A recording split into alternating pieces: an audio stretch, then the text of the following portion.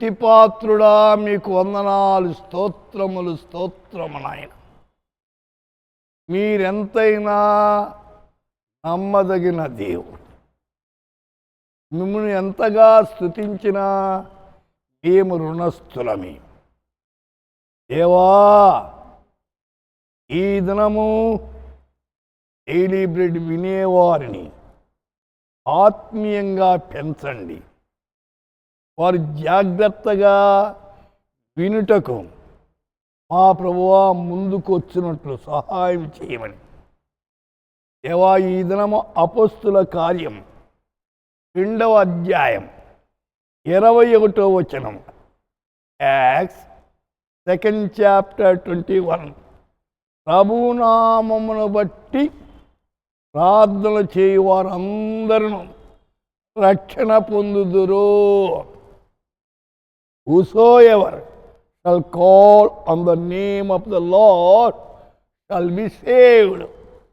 जो कोई प्रभु का नाम लेगा वह उद्धार पाएगा. గమనించండి, ఇక్కడ ఎవరట రక్షణ పొందుతారు? రక్షణ అనేది చాలా అవసరమైంది. రక్షణ ఇచ్చేవాడెవరు? యేసయ్యే. ఆ పేరులోనే ఉంది. తన ప్రజలను వారి పాపము నుండి ఆయనే రక్షించును గనుక ఆయనకి యేసు అని పేరు. యేసు తప్ప లోకములో ఎవ్వరు రక్షించలేరు. ఆయన రక్షించేదానికి వచ్చాడు, రక్షకుడుగా ఉదయించాడు, పాపము తీసివేసేదానికి వచ్చాడు. ప్రపంచములో పాపము లేనివాడు యేసు ఒక్కడే. ఆయనకే అధికారం ఉంది పాపాలు క్షమించేదానికి, పాపము తీసివేసేదానికి. ఇప్పుడు ఏమంటున్నాడు? ప్రభునామమును బట్టి ప్రార్థన చేయాలట. ప్రార్థనా జీవితం చాలా అవసరమైంది. ఎంతగా ప్రార్థన చేస్తామో అంత శక్తి పుంజుకుంటాం. యేసుక్రీస్తు రాత్రంతా ప్రార్థన చేసేవాడు. అన్ని శక్తుల కంటే గొప్ప శక్తి ప్రార్థనా శక్తి.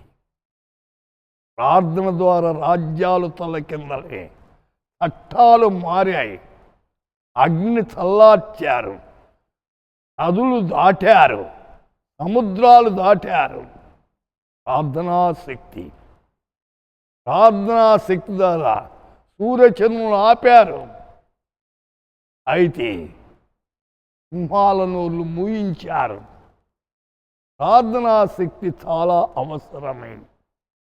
అందుచేతన ప్రార్థన, ప్రభునామమును బట్టి ప్రార్థన చేయవాడు ఏమైతాడంట? రక్షణ పొందుతాడు, రక్షించబడతారు. రక్షించబడితేనే పరలోకానికి మార్గం. రక్షణ లేనివాడు నరకానికి వెళ్తాడు, అగ్నిగుండానికి వెళ్తాడు. మీరు మారు మనసు పొందనిడలా మీరందరూ అలాగే నశించిపోతారు అన్నాడు. రక్షణ అవసరమైంది. రక్షకుడు ఆయన, రక్షించేదానికి వచ్చినవాడు. నశించిన దాన్ని వెదకి రక్షించేదానికి ఆయన వచ్చాడట.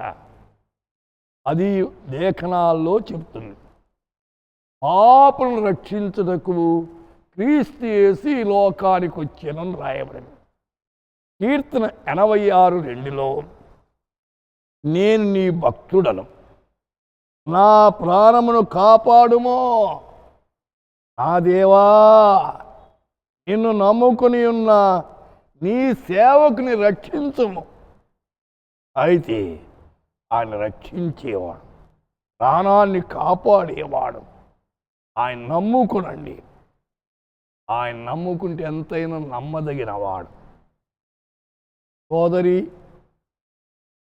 సోదరులారా, వింటున్న శ్రోతలారా, ఆయన నమ్ముకున్నారా? ఎందుకు నమ్ముకోలేదు?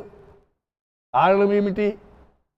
ఏడే ప్రభుని నమ్ముకొని ప్రార్థనాపరులై దేవుని కొరకు గొప్ప కార్యాలు చేయండి. ప్రార్థన చేసుకుందాం. స్తుతిపాత్రుడా, నీకు వందనాలు, స్తోత్రము నాయన.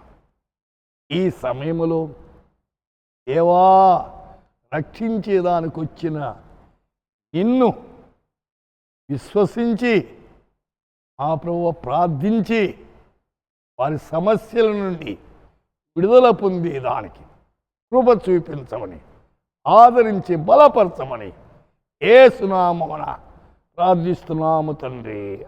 ఆమేన్.